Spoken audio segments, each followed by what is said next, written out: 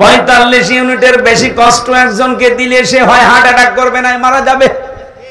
কিন্তু একটা মা দুনিয়ার সন্তানের মুখ দেখাতে গিয়ে বিজ্ঞান এখন দেখতে পাই কষ্টটা মাপার জন্য একটা যন্ত্র আছে। মায়ের কষ্ট কমপক্ষে হয় 57 ইউনিট। 45 ডিগ্রি দিলে যেখানে আমরা মারা যাব, সেখানে মা আমার মুখ দেখতে 57 ইউনিট কষ্ট সহ্য করে কয়েক বালতি রক্ত শরীর থেকে ঝরিয়ে মা আমার কাঁটা ছটফট মুরগির মতো করে, তারপর আমরা মুখ দেখতে চাই। নবীজি জানিয়েছেন এত কষ্ট দুঃখের পরে বাচ্চাটা যখনই মায়ের সামনে তুলে ধরা হয়, বাচ্চার মুখ একবার দেখার সঙ্গে সঙ্গে পেছনে যত কষ্ট ছিল সব আল্লাহ ভুলিয়ে দেয়। এই কষ্ট যদি মায়ের মনে রাখার মতো হতো, জীবনে কোন মানুষ একটা সন্তান নেওয়ার পরে আর কোনোদিন স্বামীর সাথে মিলামিশা করতো না। ও বলতো না, দুনিয়ায় যে কষ্ট পেয়েছি আমি কোনোদিন আর তোমার কাছে যাব না। ওই সন্তানের মুখটা দেখার সঙ্গে সঙ্গে পেছনের যত কষ্ট ছিল আল্লাহ সব ভুলিয়ে দিয়েছে। এতটুকু শেষ করেননি, 2 বছর পর্যন্ত আপনাকে দুধ খাওয়িয়েছে। কয় বছর? আরো জোরে বলেন। বিজ্ঞান প্রমাণ করছে দুধ খাওয়ানো এটা মায়ের কমপক্ষে দিনে রাতে মিলে 24 ঘন্টায় একটা সন্তান মায়ের স্তন পান করে থাকে 8 বার। কয়বার? 7-8 বার পান করাই লাগে 24 ঘন্টায়। আপনি হিসাব করে দেখেন, তারও বেশি হয়। উপরেরটা নিচেরটা বাদ দিয়ে মাঝেরটা বিজ্ঞান প্রমাণ করেছে 8 বারও যদি হয়, একবারে যদি 1 পোয়া করে দুধ চুষতে থাকে, 8 বারে কমপক্ষে 2 কেজি দুধ খায়। কত? 2 কেজি করে দুধ আমি আপনি সবাই খেয়েছি মায়ের স্তন থেকে। একদিন 2 দিন না, 2 বছর। কত? বলেন বলেন। আপনি একটা হিসাব করে দেখেন, 2 বছরে প্রতিদিন যদি হয় 2 কেজি করে, আমি ক্যালকুলেটর দিয়ে দেখেছি 36 মণ দুধ আমরা খেয়েছি। কত? আমার বাবা আমার মায়ের আমরা 2 জন, আমি আর আমার একটা বোন আছে। এখানে কত মানুষ আছে? 8টা 10টা ভাই বোন। কথা বলেন না কেন? আমার গ্রামে একজন আছে 12টা মেয়ে আর 4টা ছেলে। কত হয়? একটাই শুধু স্ত্রী, 2 জনই মারা গেছে। এখন আমি একটা হিসাব নিয়েছিলাম, আমি আয়াত পড়ার পরে দেখি আমি নাই 36 মণ আর আমার বোন রুনা নাই 36 মণ। আপনার তো ছেলে মেয়ে 16টা, বলেন তো কয় মণ? বলছে বাবা ওসব হিসাব জানি না, হিসাব করি নাও। হিসাব একটা টানলাম, দেখি আপনি বলেন তো কত মণ হয়? 772 মণ হয়েছে। অথচ মায়ের ওজন মাত্র 60 কেজি। 60 কেজি জায়গা থেকে আমার আল্লাহ এতগুলো দুধ দুনিয়ার সন্তানদের জন্য বের করে দিলেন। আমার মনে হয় এখনো যদি ছেলে মেয়ে হইতো তো দুধও আল্লাহ দিত। এটা একটা কুদরতের মেশিন। কথা বলেন ঠিক কিনা? এই যে 3টা কষ্ট বাবার চাইতে মায়ের বেশি হলো। পেটে রাখা,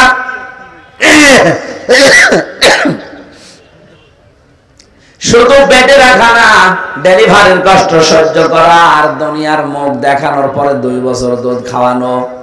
নবীজি জানিয়েছেন পৃথিবীর মানুষেরা, তোমাদের কাছে বাবার তুলনায় মায়ের গুণ আমি 3 গুণ বৃদ্ধি করে দিয়েছি তারা ঈদের জন্য। জোরে বলেন সুবহানাল্লাহ। মানুষ যখন এই বীর্যটা মায়ের রেহেমের ভেতরে যেতে থাকে, বিজ্ঞান এখন দেখতে পাচ্ছে কমপক্ষে 1 ফোঁটা বীর্য দিয়ে 40,000 আদম বানানো যায়। কত হাজার? বলেন বলেন। এই 40,000 একবারে মায়ের পেট থেকে আসতে পারতো, কিন্তু মায়ের পেটে জায়গা নেই। বাবার এই স্ফুলিঙ্গ দিয়ে যখন বের হয়ে যায়, এখান থেকে মায়ের ওই জরায়ু পর্যন্ত যে নাপাক পানির থলিটা আছে, রেহেম বলা হয়, এখানে যেতে যেতে দেওয়ালের সাথে ধাক্কা লাগে, কেউ পড়ে যায়, কেউ মরে যায়। আমার তো জীবনের প্রতিযোগিতা শুরু হয়েছে সেই জন্ম থেকে, অথচ আজ আমরা প্রতিযোগিতায় হেরে যাই। কত স্ট্রাগল করে, কত কষ্ট স্বীকার করে প্রতিযোগিতা করে ওই জায়গায় গেছি আমি। তারপরে হামসা আমি দুনিয়ায় আসলাম। আমার কত ভাই বোন ছিল, তারা পড়ে মরে গেছে। কথা বলেন না কেন? তাহলে আমাকে সিদ্ধান্ত নেওয়া লাগবে আমার মঞ্জিলে মকসুদ পর্যন্ত, আসল যেটা আমার জায়গা, এখানে নাই দুনিয়া আসার জন্য মায়ের রেহেম, আর আমার জান্নাতে যাওয়ার জন্য আমার জীবনের শেষ দিন, এ পর্যন্ত আমাকে লড়াই করে যেতেই হবে। ওয়াবুদ রাব্বাকা হাত্তা ইয়াতিয়াকাল ইয়াকিন। হামজা, ইবাদত বন্দেগি করো ওই পর্যন্ত যতদিন পর্যন্ত তোমার মরণ না আসে।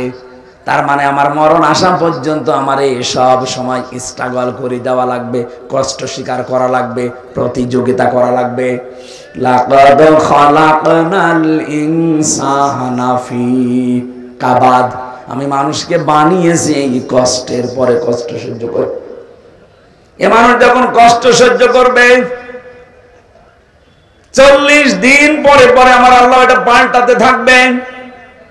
আল্লাহ রাব্বুল আলামিন বলেন, সুম্মা খালাকনান নুতফাতা আলাকাতান ফাখালাকনাল আলাকাতা মুদগাতান ফাখালাকনাল মুদগাতা ইযামা ফাকাসাউনাল ইযামা লাহমা ثم أنشأناه خلقا آخر فتبارك الله أحسن الخالقين। বলেন আল্লাহু আকবার। একটু নিজের জীবনের দিকে তাকান, আপনি সেজদা দিতে বাধ্য হবেন আল্লাহকে। জড় নাস্তিক হোক, মানি না তোর আল্লাহকে, এই কথাও যারা বলে তারা আয়াত পড়ার পরে নত হতে বাধ্য, যদি বুঝে থাকে। আল্লাহ পাক বলেন একটা ইন্টেনসিভ কেয়ার ইউনিট, যেখানে দুনিয়ার কোনো জার্ম যেতে পারে না, এই জায়গায় 40 দিন ধরে রাখলাম। এরপরে আমি নতফা থেকে ধরে আমি আলাক বানালাম, এরপরে আলাক থেকে তোকে আমি মদগা বানালাম, এরপরে মদগা থেকে চামড়া দিয়ে গোশত দিয়ে এটা আমি ঢেকে দিলাম। শুধু ঢেকে দিয়ে শেষ করিনি, এই গোশতগুলো যেন পচন না ধরে এমন একটা কাবার দিয়েছি। এই কাবার যাকে দিয়েছি ওইটাই ফাইনাল। এটা আমার যে চামড়া আছে, আমার শরীরের কোন চামড়া যদি কেটে এখানে লেগে দেন, এটা ভালো হয়ে যাবে। যদি পুড়িয়ে যায়, কেটে যায়, ছিঁড়ে যায়, আমার আর চামড়া প্রিন্সিপালের এক না। দেখতে এক হলেও আমার শরীরের ভেতরে ৯৭৬৮ প্রকার চামড়া আল্লাহ দিয়ে রেখেছেন। কিন্তু এক একটা জায়গার চামড়া এক এক রকম। এই হাতের তালুতে যে চামড়া আছে, এইটা যদি উপরে দিত, জীবনেও কোনো কিছু ধরে আপনি আটকিয়ে রাখতে পারতেন না। কথা বলেন ঠিক কিনা? দুইটা জায়গার চামড়া আল্লাহ পুরা আলাদা করে দিয়েছেন, লজ্জা স্থানের আর জহ্বার। এত এত চামড়া দিলেন শরীরের ভেতরে গোশতগুলো সংরক্ষণ করার জন্য। আল্লাহ পাক বলেন মানুষের ভেতরে আমি হাড্ডি দিয়েছি, 360টা জোড়া দিয়েছি। নবীজি বলেন তোমরা প্রতিদিন এই জোড়া আছে আল্লাহ দিলেন 360টা, সাদগা দান করবা, তাহলে এই জোড়ার হক আদায় হবে। সাহাবেরা বলে হুজুর আমরা গরিব মানুষ, টাকা পয়সা। বিশ্ব নবী বলেন 2টা কাজ করতে পারলে এই হাড়ের সাদগা আদায় হয়ে যাবে, জয়েন্টের। মসজিদের ভেতরে যদি কোনো ময়লা দেখো, নিজের দায়িত্বে তুলে ফেলে দিবা। 2 নম্বরে দস্তরখানা বিছিয়ে খাবার খাবা, যদি খাবার পড়ে যায় ওই খাবার তুলে খাবা। অথচ এই 2টা আমলের একটাও আমরা ধনী মানুষরা করতে চাই না। বলি এই আবার কাজ হইল? মসজিদের ময়লা পরিষ্কার করার জন্য ইমাম আছে, খাদেম আছে, মুয়াজ্জিন আছে, ওরা আমিলাত সাহেব, আরে ভাই আপনার এই হাড়ের এই যে 360টা জোড়া দেওয়া আছে, জোড়ার সাদগা দেবে আপনার কোন বাবা? এটা সাদগা দুনিয়া আদায় করা জায়গা, এটা করে যাবেন। মসজিদে প্রবেশ করলে এটা আপনার দায়িত্ব হয়ে পড়ে। কথা বলেন ঠিক কিনা? একটা খড়কোটা পড়ে আছে, থুতু পড়ে আছে, কপ পড়ে আছে, পরিষ্কার করে দেন। দস্তরখানা বিছিয়ে খাবার খাওয়ার অভ্যাস করেন। আল্লাহ রাব্বুল আলামিন বলেন প্রত্যেক জায়গায় যে জোড়া দিয়েছি সব জোড়া আবার এক না, প্রত্যেকটা হাড় আলাদা আলাদা মাপ। এক এক জায়গার হাড় এক এক রকম। হাড়ের ভেতরে আবার গিরো দিয়েছি। যদি হাড় সোজাসুজি করে দিতাম জীবনও কিছু ধরতে পারতে না। এই যে গিরোগুলো দিয়েছি প্রত্যেকটা আঙ্গুলে, জয়েন্টে এগুলো আবার নাট সিস্টেম করে দেয়নি যে খুলে রেখে দেবা, তাহলে চুরি হয়ে যেত। এমন সিস্টেম করে দিয়েছি নিজের ভেতরেই থাকবে, শার্টও করতে পারো, জমাও করতে পারো। কথা বলেন ঠিক? আল্লাহ পাক বলেন এই যে আস্তে আস্তে 3:40 পরে যখন তোর ভেতরে খাবারের উদ্রেক দেখা যায়, মায়ের মাসিক অসুখ বন্ধ করে নাভির সাথে নাভির তার জড়িয়ে আমি খাবারের ব্যবস্থা করি। এতটুকু শেষ হয়নি, 6 মাস হবার পরে এখন 3টা জিনিস তার লাগবে, মাস্ট বি। একটা হচ্ছে শ্রবণ শক্তি, একটা হচ্ছে দর্শন শক্তি, আর একটা বাক শক্তি। এই 3টা জিনিস আমি আল্লাহ নিজের পক্ষ থেকে দান করি। ওদিকে মাটির উপাদানের ভেতরে আছে 10টা। কয়টা? আল্লাহর পক্ষ থেকে আল্লাহ দিয়েছেন 3টা, কোন তাফসিরে বেশি 5টা। সেখানে আছে শ্রবণ শক্তি, দর্শন শক্তি, বাক শক্তি, আকেল শক্তি আর ঘ্রাণ শক্তি। 8, 5, 13টা জিনিস যখন এক হয়ে যায়, 6 মাস পরে মায়ের পেটের ভেতরে আমার আল্লাহ এবার আকৃতিটা দিয়ে দেয়। পুরা বডি বানিয়েছে ফেরেশতারা, আর আকার এই আকৃতি এইটুকু বানিয়েছে আল্লাহ নিজের কুদরতি হাতে। এটা বানানোর পরে আল্লাহ বলেন আমার সিদ্ধান্ত মতো এটা ছেলে হবে না মেয়ে হবে। এখনো মায়াশা ইয়াহাবু লিমান ইয়াশাউ ইনাসা ওয়া ইয়াহাবু লিমান ইয়াশাউ যুকুর। এটা ছেলে না মেয়ে সিদ্ধান্ত যখন আমি দেই, ওয়াল্লাযী ইউসাউবিরুকুম ফিল আরহামি কাইফা ইয়াশা, মায়ের রেহেমের ভেতরে তোমাদের আকৃতি আমি আল্লাহ নিজের মন মতো করে বানিয়েছি। এটা বানানো কমপ্লিট হওয়ার পর ফেরেশতারা বলতে থাকে আল্লাহ এটা বের করার দায়িত্ব। আল্লাহ বলেন আমার আল্লাহু আখরাজাকুম মিন বুতুনি উম্মাহাতিকুম। আস্তে করে বাচ্চার আকারে তোকে আমি ওই ছোট্ট জায়গা দিয়ে বের করে নিয়ে আসবো। এ দায়িত্ব কার? আরো জোরে বলেন। কিন্তু এখন আমরা অধিকাংশ শ্বশুর আর শাশুড়ি জামাইয়ের উপরে চাপ দিয়ে দায়িত্ব দিয়ে দিয়েছি ডাক্তারকে। কথা বলেন না কেন? শ্বশুর শাশুড়ি যারা আছেন একটু শক্ত হতে পারেন না? আপনার জাদুর কষ্ট হবে এই বলে যদি আপনি তাকে জামাইকে চাপ দিয়ে সিজার করান, আপনি জানেন তার কি ক্ষতি করে দিলেন। প্রথমে যে সিজার করেছে, নরমালে বাচ্চা হওয়ার চেষ্টা না করে আন্দাজে যারা সিজার করে, সিজার তো ওই সময় হবে যখন পেন উঠবে, নরমালে হচ্ছে না, ডাক্তারদের বোর্ড বসবে, বোর্ডে সিদ্ধান্ত হবে, এরপরে সিজার।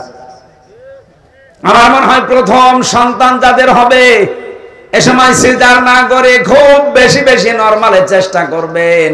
একেবারে না হলে মেডিকেল বোর্ড বসাবেন, ডাক্তারদের বোর্ড বসে সিদ্ধান্ত নেওয়ার পরে সর্বশেষ মরে গেলে যাক। প্রশ্ন আসতে পারে মেয়ে তো আপনার না। আরে ভাই, মেয়েকে আপনি সারা জীবন রাখবেন। সন্তান হতে যে যদি মারা যায় তো শাহাদাতের মরণ পাবে,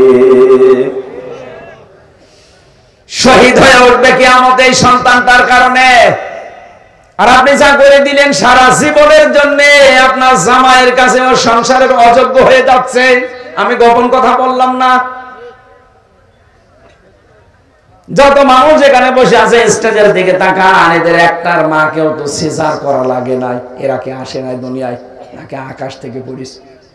এরাও তো মানুষ, আমরাও তো মানুষ। আমরা যদি আসতে পারি মায়ের পেট থেকে, তো ওরা পারবে না কোন কারণে? অধিকাংশ গুলো পারে না। আমি যা দেখি শ্বশুর শাশুড়ির কারণে। ওরা বলে না আমার জাদুর কষ্ট হবে। তো জাদুর কষ্ট হবে, ওই কাজ করে দিলে সারা জীবন যে সংসারের অযোগ্য হয়ে পড়বে, তখন জামাইয়ের কথা শুনতে শুনতে বাকিটা আর বললাম না। এখানে বলে মানে আর একটা বিয়ে করতে যাবে না, আমার মেয়ের আর একটা বিয়ে করবে মানে তার মেয়ে তো নষ্ট করে ফেলেছিস। আল্লাহ রাব্বুল আলামিন বলেন একটা আলাদা আকৃতি তোমাকে দেওয়ার পর এই দুনিয়াতে আমি নিয়ে আসলাম। কত উত্তম সৃষ্টিকারী আমি আল্লাহ, তুমি লক্ষ্য করেছো? কেন এই বিশাল জায়গা দিয়ে দুনিয়ার ময়দানে বিশালত্ব একটা বিশাল পৃথিবীতে তোমারে রাখলাম কেন জানো? আমি চাই দুনিয়ায় কিছুদিন ঘোরাফেরা করার মাধ্যমে একটা পরীক্ষা দিয়ে আসো। আল্লাযী খালাকা ওয়াল মাউতা ওয়াল হায়াতা লিয়াবলুয়াকুম আইয়ুকুম আহসানু আমালা। আমি চাই তোমরা একটা পরীক্ষা দিয়ে আমার কাছে আসো, ভালো কাজ কে করতে পারো। সুম্মা ইন্নাকুম বাদা যালিকা লামাইতুন, এরপরে আমি তোমাদেরকে মওত দেব। কি দেব? এইটাই দুনিয়ার ফাইনাল খেলা, মরতেই হবে। ও বগুড়াবাসী, আল্লাহ এই জন্য আয়াত শুরু করেছেন আল্লাযী খালাকাল মাউতা দিয়ে, যে মওত বানিয়েছি আগে, এরপরে ওয়াল হায়াতা, হায়াত বানিয়েছি। আমি সবাই আয়াত থেকে শিক্ষা নিতে চাই, মরায় যখন লাগবে, দুনিয়ায় যে যাই করি না কেন, করছি না কেন, আমার যে আসল টার্গেট জান্নাত, মরা যেহেতু লাগবেই লাগবে, আগে ওই টার্গেটটা ফুলফিল করি। কথা বলেন ঠিক কিনা? এই কথাটা শেষ। এখানে যত মানুষ বসে আছি, 100 বছর পরে এখানে আর কেউ থাকবো? বলেন বলেন। যত মানুষ এখানে আছে, যদি ওর 1 বছর বয়স হয়, 100 বছর পরে আমরা সবাই মাটির নিচে। এখানে এরকম মানুষই থাকবে, কিন্তু সব নতুন মানুষ। কথা বলেন এখানে, তারা এখনো দুনিয়ায় আসেনি, আসবে। 100 বছর পরে বগুড়া থাকবে, এই জমিনটা থাকবে, গাবতলী থাকবে, কর্ণীপুর থাকবে, কিন্তু এখানে আমরা একজনও থাকবো না, নতুন মানুষ জমা হবে। 200 বছর পরে যদি আপনি এই বগুড়ায়, এই গাবতলী, কর্ণীপুরে এই যে 2 তলা বাড়ি দেখছি, এই বাড়িতে কেউ যদি এসে 200 বছর পরে বলে এই বাড়িটা আমার ছিল, ঝাঁটা পিটা করবে আপনারে। এই দুনিয়া। আল্লাহ বলেন সুম্মা ইন্নাকুম বাদা যালিকা লামাইতুন সুম্মা ইন্নাকুম ইয়াউমাল কিয়ামাতি তুবাসুন। এরপরে আবার তোকে আমার সামনে হাজির করব, আমার সামনে 5টা প্রশ্ন তোকে জিজ্ঞাসা করব। ওই 5টা প্রশ্নের সঠিক জবাব দিতে হলে দুনিয়ায় তোকে 3টা কাজে আনন্দ পাওয়া লাগবে। 1 নম্বরে কেউ যদি ইমানের স্বাদ পেতে চায়, সে যেন তার রবকে রব পেয়ে খুশি থাকে। 2 নম্বরে সে যেন ইসলামকে জীবন ব্যবস্থা পেয়ে খুশি থাকে। 3 নম্বরে সে যেন মুহাম্মদুর রাসূলুল্লাহ বাদ দিয়ে অন্য কাউকে আদর্শ না মানে। ফেরাউনের কথাটা আমরা সবাই জানি, ও যখন মারা যায় ওই সময় কিন্তু বলেছে আন্নাহু লা ইলাহা ইল্লাল্লাযী আমানাত বিহি বানু ইসরাঈল। হে আল্লাহ, আমি তোমাকে বিশ্বাস করি। কেমন করে? কিন্তু ওকে আল্লাহ ঈমান নসিব করাননি একটাই কারণ, তো আল্লাহকে স্বীকার করেছে। কিন্তু ওই জামানার যিনি প্রেরিত পুরুষ হযরতে মুসা নবী, তিনি নবী আবার রাসূল। কথা বলেন না কেন? তিনি বড় কিতাব পাননি, তাওরাত। এজন্য তিনি একদিকে নবী আর একদিকে ফেরাউন। আল্লাহর একাত্মবাদের ঘোষণা দিয়েছে, কিন্তু রিসালাতের ঘোষণা দেয়নি। ও যদি বলতে মুসা কালিমুল্লাহ, আল্লাহরে মাফ করে দিত। কিন্তু আল্লাহর একাত্মবাদের ঘোষণা দিয়েছে, রিসালাতের ঘোষণা দেয়নি, এজন্য ঈমান নসিব হয়নি। আজ বাংলাদেশের বগুড়াতে বহু মানুষ এখানে বসে আছে, বলে আমি আল্লাহকে মানি। কি করে? নামাজ পড়ি, রোজা রাখি, দান করি, জিকির করি। এই বলেন তো, নামাজ পড়া, জিকির করা, দান করা, হজ করা, রোজা রাখা, এই হুকুমগুলো কার? আরো জোরে বলেন, বলেন। আপনি তো ফেরাউনের মতো আল্লাহকে মেনে নিলেন, কিন্তু এই জামানার প্রেরিত পুরুষ যিনি মুহাম্মদ রাসূলুল্লাহ, কথা বলেন না কেন? উনি এই জামানার জন্য প্রেরিত পুরুষ না? শুধু এই জামানা না, কিয়ামত পর্যন্ত। অথচ বহু মানুষ আমরা দেখি আল্লাহর হুকুম মানে, আল্লাহর স্বীকৃতি দেয়, কিন্তু জামানায় যিনি প্রেরিত পুরুষ তার কথা মানতে চায় না। তিনি যে 10 বছর রাষ্ট্রপতি ছিলেন, সেটা বললেই বলে রাজনীতি। আমার মনে হয় যারা ফেরাউনের মতো আচরণ করছেন, আল্লাহর হুকুম মানেন, কিন্তু প্রেরিত পুরুষ রাসূলুল্লাহ তার রিসালাত আপনি মানেন না, বিশ্বাসও করেন না, আপনার মরণ হবে ফেরাউনের মতো। আমার মনে হয় যার বোঝা সে বুঝেছে। এরপরেও যদি কেউ না বোঝার ভান করে থাকেন, আমার আর কিছু করার নেই। আল্লাহ আমাদেরকে বোঝার তৌফিক দিন। মানব সৃষ্টির রহস্য সম্পর্কে আজকের আলোচনাটা আমি বই আকারে পেশ করছি। আমার গাড়িতে এই বই আছে, পুরাটা সাজানো আছে, ওটা নিয়ে লিখে শিক্ষিত মানুষরা নিয়ে যাবেন। ফ্যান সরিয়ে দেন। আল্লাহুম্মা আমিন। লা ইলাহা ইল্লা আনতা সুবহানাকা ইন্নী কুনতু মিনাজ জালিমিন। রব্বুল আলামিন, গভীর রজনীতে তোমার শাহী দরবারে হাত তুলেছি, যতটুকুই শুনেছি আমাদের জীবন সম্পর্কে, আল্লাহ তোমাকে সিজদায় অবনত হওয়ার তৌফিক দাও। আজকের আলোচনা সওয়াবগুলো নবীজির রওজায় পৌঁছিয়ে দাও। আমি অসুস্থ, কথা বললেই বুকে ব্যথা করছে, কাশি চলে আসতেছে। আল্লাহ তাআলা ডাক্তার রেস্টে থাকতে বলে, তোমার বান্দা বান্দিদের আকুতি মিনতির কারণে আমার আশা লাগে। তুমি যখন মুক্ত জীবনে আমারে ফিরিয়ে দিয়েছো, মেহেরবানি করে আমাকে তুমি কণ্ঠটা ভিক্ষা দাও, আমার শরীরটা তুমি আগের অবস্থায় ফিরিয়ে দাও। মাহফিলের সভাপতি, প্রধান অতিথি, বিশেষ অতিথি যারা আছে, এই মাহফিলটা যারা সাজিয়েছে, যে যুবকরা চেষ্টা চালিয়েছে, মা বোনেরা পর্দার আড়ালে বসে আছে, সবাইকে তুমি কোরআনের জন্য কবুল করে নাও। অসুস্থ শরীরের কারণে আজকে আমি শেষ করে দিলাম। আগামীতে বগুড়ায় যেখানে অনুষ্ঠান আছে, আমার শরীর সুস্থ করে সেখানে নিয়ে যেও আল্লাহ। এলাকায় মাটির নিচে যারা কবরে আছে, আল্লাহ কবরগুলো জান্নাত বানিয়ে দাও। আগামীতে কোরআনের এই অনুষ্ঠানটা বিশাল আকারে মঞ্জুর করে নাও। কখন কার কাছে মরণ আসে জানি না, আজরাইল আসলেই যেন বলতে পারি লা ইলাহা ইল্লাল্লাহু মুহাম্মাদুর রাসূলুল্লাহ।